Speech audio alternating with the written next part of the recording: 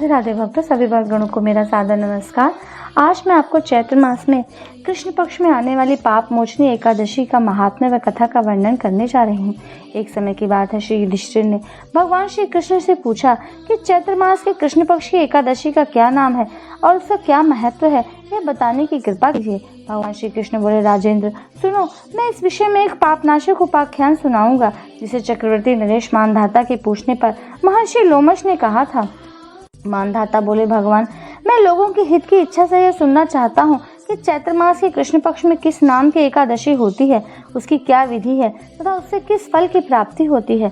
कृपया यह सब बातें बताइए। लोमश जी ने कहा, नृपश्रेष्ठ, पूर्व काल की बात है कि अप्सराओं से सेवित चैत्रव्रत नामक वन में, जहाँ गंधर्वों की कन्याएं विहार करती हैं, मंजू घोषा नामक अप्सरा मुनिवर मेधावी को मोहित करने के लिए गई। वे महर्षि उस वन में रहकर ब्रह्मचर्य का पालन करते थे। मंजू घोषा मुनि के भय से आश्रम से एक कोस दूर ही ठहर गई और सुंदर ढंग से वीणा बजाती हुई मधुर गीत गाने लगी।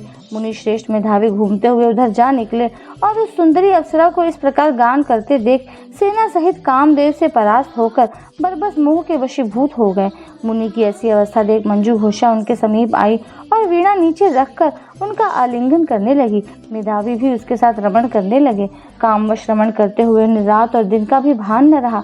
इस प्रकार मुनि जनोचित सदाचार का लोभ करके अप्सरा के साथ रमण करते उन्हें बहुत दिन व्यतीत हो गए। मंजू घोषा देवलोक में जाने को तैयार हुई।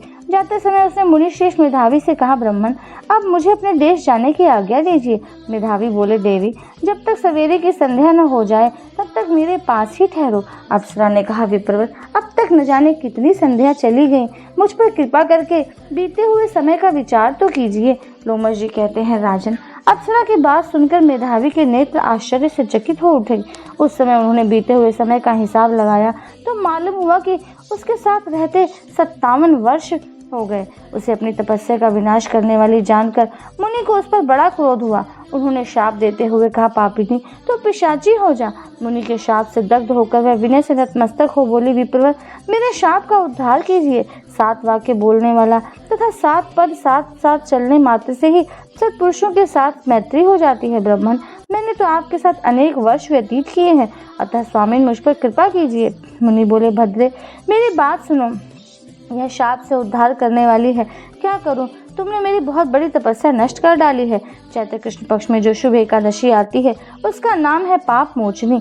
वह सब पापों का क्षय करने वाली है। सुंदरी उसी का व्रत करने पर तुम्हारी पिशाचता दूर होगी।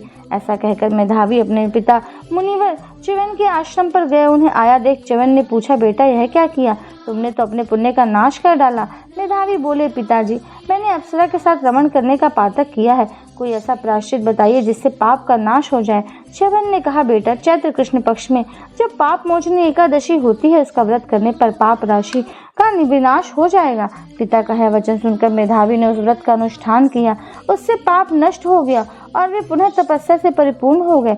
इसी प्रकार मंजू घोषा ने भी उसी उत्तम व्रत का पालन किया। पाप मोचनी का व्रत करने के कारण वह पिशाच योनि से मुक्त हुई और दिव्य रूप धारणी श्रेष्ठ अप्सरा होकर स्वर्गलोक में चली गई। राजन जो श्रेष्ठ मनुष्य पाप मोचनी एकादशी का व्रत करते हैं उनका सारा पाप नष्ट हो जाता है। इसके पढ़ने और सुनने से सहस्त्र गोदान का फल मिलता है। ब्रह्म हत्या, स्वर्ण की चोरी, सुरापान और गुरुपत्नी गमन करने वाले महापातक भी इस व्रत करने से पाप मुक्त हो जाते हैं। यह व्रत बहुत ही पुण्यमयी है। भक्तों इस प्रकार से मैंने आपको आज चैत्र मास के कृष्ण पक्ष की पाप मोचनी एकादशी का कथा व महात्म्य सुनाया, जिसको सुनने से ही आपको पापों से मुक्ति प्राप्त हो जाती है। आशा करती हूँ कि आप इस वीडियो से लाभ प्राप्त करेंगे और अधिक लाभ प्राप्त करने के लिए मेरे चैनल को सब्सक्राइब करें, बेल आइकन को प्रेस करें, वीडियो को अधिक से अधिक शेयर करें।